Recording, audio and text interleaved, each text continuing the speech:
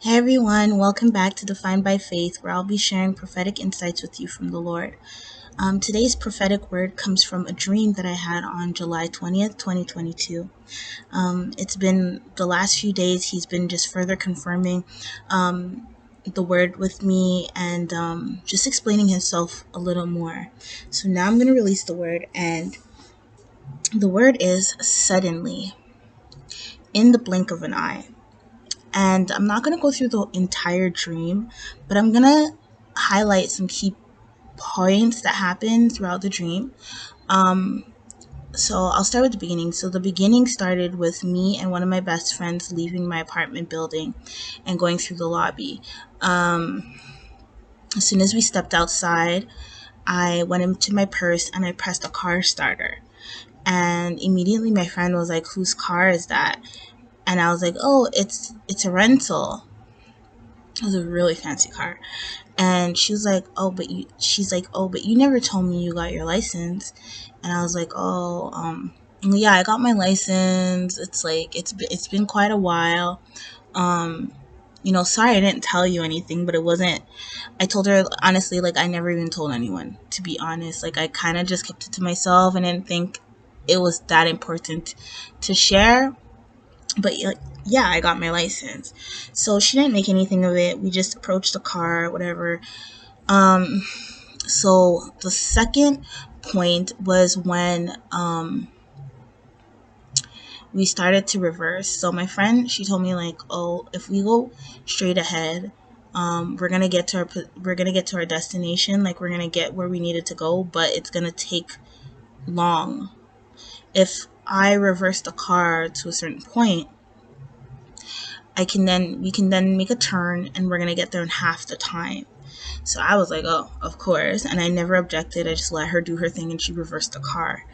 Um, the third highlight of the dream was when um, all of a sudden my mom was in the driver's seat. I was behind my mom and my friend was on the other side in the back, like behind the passenger seat. And my mom was continuing to reverse the car.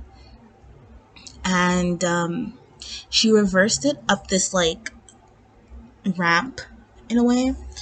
And then she positioned the car. But the way she positioned the car, it was like in an awkward position. And then she came out, went into the passenger seat, and told me to come into the driver's seat.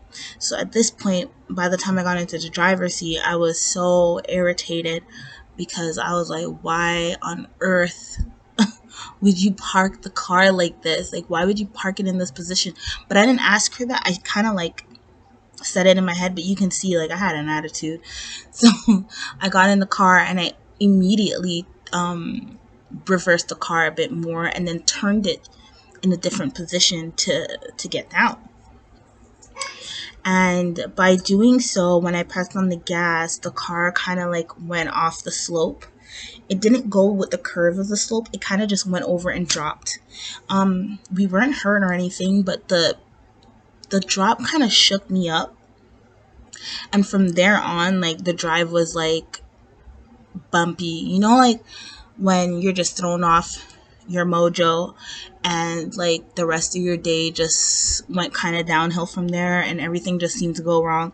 Yeah, like that initial drop just threw me off, and like I was making errors on the road, and if that makes sense, like I wasn't driving as smooth as I would. um Everything was irritating me. I was making mistakes. So the dream ended, like I ended up getting to our destination, but like super annoyed. So when I woke up from the dream, I asked the Lord, like, I was like, "God, like, why on earth did you park the car like that?" So, if some of you didn't see my previous videos, I've said that when the Lord gives me messages in my dreams, a lot of the time when my mom is there, it's the Lord in my mother's form. So in this case, he was driving the car and he positioned the car. Not really my mom, but it appeared to be my mom, but it was the Lord. So I asked him, like, why did you position the car like that? And like it threw me off. Like It just ruined the whole ride. Why would you do something like that? And he said to me, had you asked me when you got in the car why I positioned it that way, I would have said to you that I positioned it that way because you're still learning, like you're still not a seasoned driver, right? And so he said, I knew that you never been up on a slope before. So I positioned it in that way so that it would make it easy for you to go kind of with the groove of the slope, and that you would get down smoothly. But not only would you have gotten down smoothly, I wanted you to get like a boost, like a kind of like a surge of speed. So he wanted me to come down from the slope so that when I get to the bottom, it kind of just like goes smoothly, and we just go for a really fun, fast, like drive to the destination. That was his intention.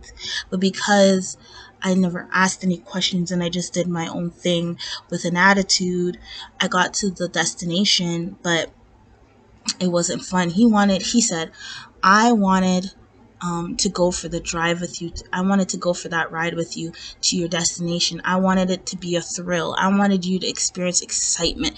I wanted it to go fast. He said, my intentions was for it to go fast. He's like, I was going to bring you to your destination in half of the half time. So my friend was, in the dream was when she was reversing the car, she signified the Holy Spirit. And I allowed the Holy Spirit to take control to a certain extent. And when the Lord took control, because I felt like I knew what I was doing, I was becoming a little disobedient, And he was saying, like, he said, I was gonna bless you with your promise, but I wanted to go along on the journey with you because remember how my friend had said, like, if we reverse, it's going to bring us there half the time. He wanted to cut that half time into half. So let's say if we were going to go straight ahead, it was going to take an hour. But my friend was like, oh, if we reverse and make this turn, it's going to bring us there in half an hour. And so the Lord is saying, I was going to break down that half an hour into 15 minutes, but it was about to be the funnest 15 minutes you ever experienced. It was about to be a thrill. You were about to be excited. Your mind was about to be blown. But you decided to take matters into your own hands, and this was the result. You got to your destination, you got to your promise, but it was so stressful on the way there. It was so you were so distracted on your way there that you didn't even get to enjoy the speed of it. You didn't get to enjoy all the little perks that came with it, and he was showing me, like, driving down a road so fast and all the lights are green, and it's like, no stop, no stop, no stop. We're just going with speed. But I kind of like ruined the whole joy of thrill of it. So he was saying, that's when he was telling me, like, you're in position. I've put you in position. Don't come out of position. So part of the word, so now like, part of that word is stay in position. Trust me, stay in position. Because for some of you guys, the Lord made you a promise. And okay, before I further go on, remember the first part of the dream where my friend said, oh, you never told me that you got your license? And I was like, oh, like, I didn't really see the reason, like, I didn't tell anybody. That part of the dream, and even her backing up, was my obedience thus far. So last year, the Lord, when he started revealing the promises he had for my life, he was very specific that I needed to be quiet about it. And he's saying, for some of you guys, he's giving you instructions to not speak about the promise, not share with anyone, not even family, about the things that he has promised you, right? So, sorry guys, I got distracted because my phone just went off.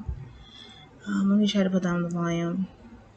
Okay, so yeah, so he's still saying be silent. You don't need to share everything with everyone. Not everyone that you think is for you is for you. Don't think of it as you're trying to be secretive and whatnot. It's just he shared something with you. It's okay to have something sacred and personal between you and your father. You know, not everybody needs to know the things that he's promised you, you know.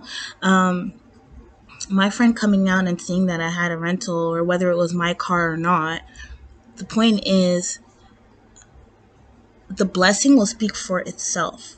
I didn't have to go and tell her, oh, I got my license and whatnot, you know. She saw it for herself. The Lord blessed me, you know.